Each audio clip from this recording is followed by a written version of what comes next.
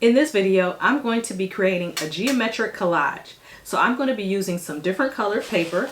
So here I have different shades and different sizes of just kind of like scrap paper.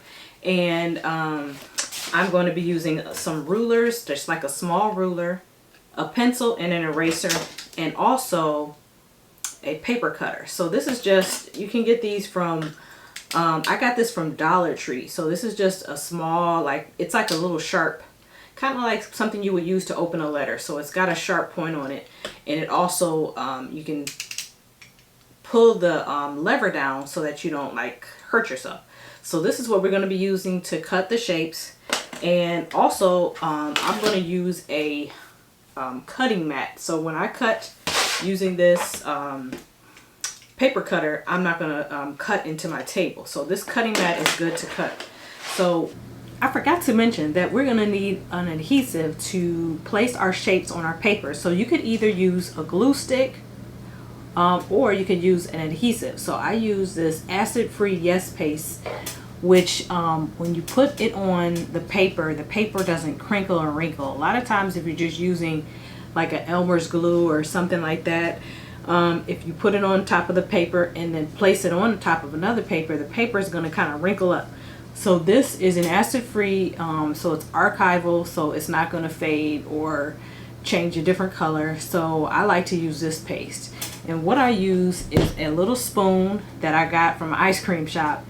And I just kind of, I saw this when I was, when I had stopped at the ice cream store, because it was a nice flat spoon. So you need something flat to paste it on the paper. So this spoon worked really great. So so I saved my little ice cream spoon.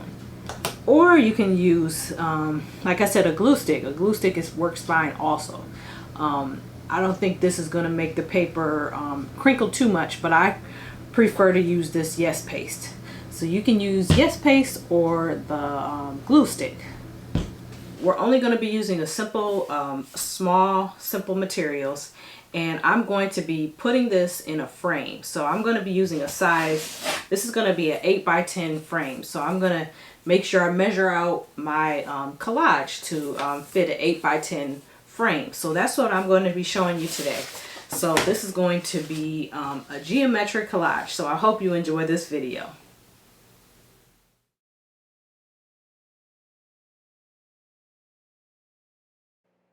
So what I'm going to do now is I'm going to take my paper and I'm going to draw some shapes.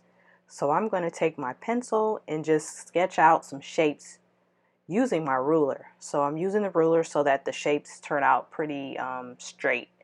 So all I'm doing is just creating my own shapes by drawing with the ruler. So I'm just going to take the ruler and just draw around. I'm going to draw various shapes, and then I'm going to use this paper cutter to cut the shapes out. So that's basically all I'm doing. This is a very simple art craft you can do at home. It's great for kids, but I wouldn't recommend using this paper cutter with kids because you have to be really careful when you're using this cutter because the blade is very sharp. So if you wanted to do this with kids, I would recommend using some scissors that are not sharp at the end. So you can, this is a great project for anyone, but mainly adults would use this paper cutter. So after I cut out all my shapes, I'm going to try to arrange the shapes in different compositions on the paper. So as you can see, when I finish drawing and cutting my shapes, I'm going to try to rearrange them on the paper.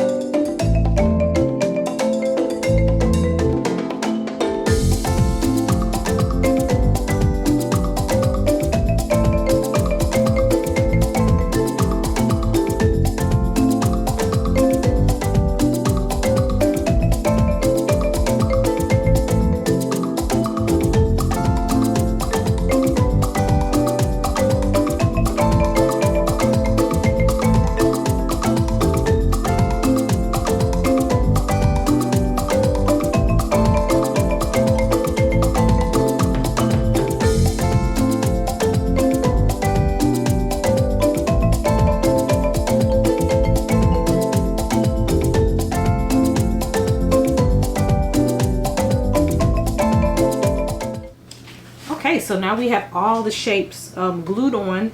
Like I said, you can also kind of switch them around and until you find a nice composition that you want. So you can play around with the shapes. The good thing about creating these type of collages is that you can play around with the shapes, have fun making different you know, compositions of shapes. So this is what I decided on. So now what I'm going to do is put this in a frame. So I have purchased a nice inexpensive frame from Michaels, and I think it's going to look perfectly in the frame. So I'm just going to show you how I'm going to put it in the frame. Okay, so here is the frame that I have. This is a floater frame. So this is an 11 by 14 and it fits an 8 by 10. So I'm going to use this as my frame, and then I'm going to show you what it looks like. So I'm just going to open this up.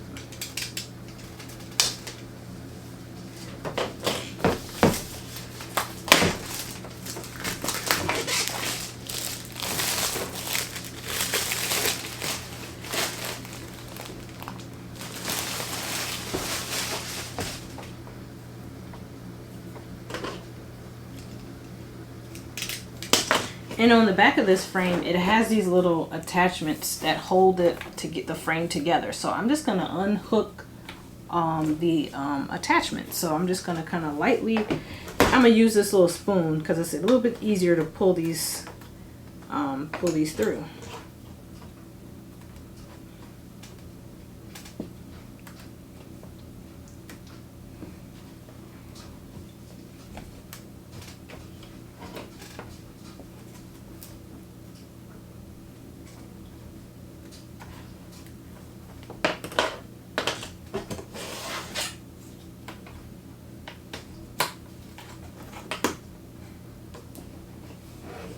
So once I have the little metal pieces moved, I'm going to just take out this frame. So it's just kind of like two plastic pieces put together. So it's really simple. And I'm just going to take that little piece out. And I am just going to place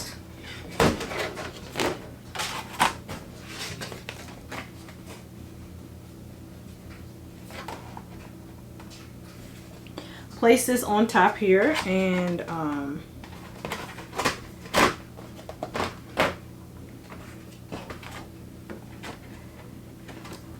place the plastic piece on the top. So how I have it is I kind of like eyeballed it, so I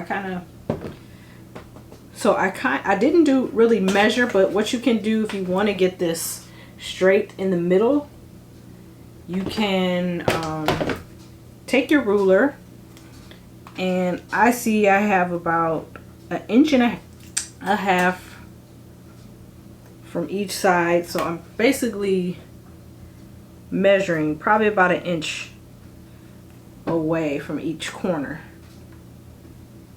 Inch and a half on the right and left, and the top and bottom, yep, about an inch and a half. So I just centered that with my ruler. Now I'm just going to place the plastic sheet, other plastic sheet on top. And I am going to close the little metal pieces that hold the pieces together.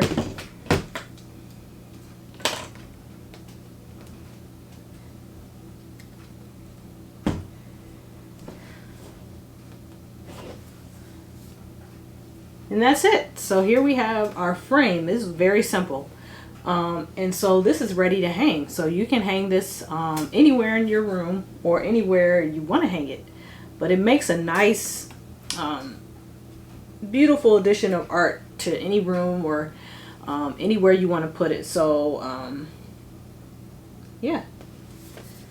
All right, so I have everything framed and I'm all ready to hang this up. So I'm probably going to hang this up somewhere in my art room. And but yeah, I encourage you to frame your artwork.